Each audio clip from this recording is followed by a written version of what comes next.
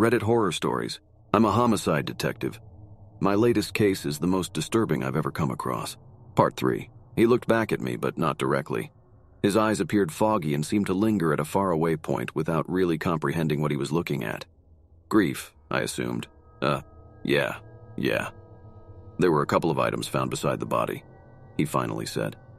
He left to go get it and came back with a both small piece of folded paper in his hands and a small silver wristwatch, which he passed on to me. The watch caught my attention. It seemed familiar. Well, I suppose all silver chain-link watches with 3 faces look the same. But this one seemed different somehow.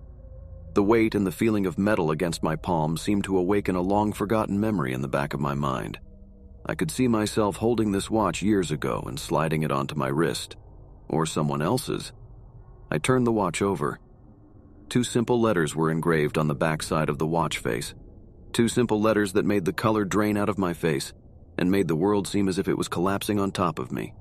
2 letters that I had put there 6 years ago. A.E. Alice Edwards. My sister. She was presumed missing over 3 years ago, after she left her house to go for a nighttime jog and never came back, leaving behind a grieving husband and a 4-year-old daughter. The search was given up eventually. There was no leads and no witnesses. How do you begin to find someone who's vanished? With my mind clouding up with questions, I made my way back to the body. I forced myself to look past the blood and the toothpicks and the sight of mutilated flesh. I looked at the eyes, the only part of the body not completely covered in toothpicks, and collapsed into fits of tears. Because in that moment, I knew.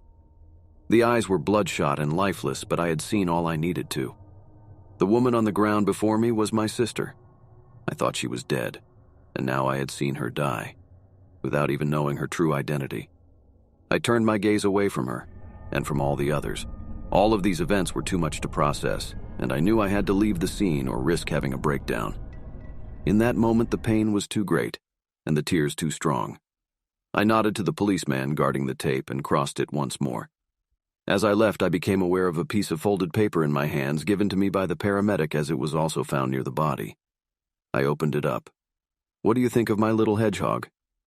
If you like this, don't worry. My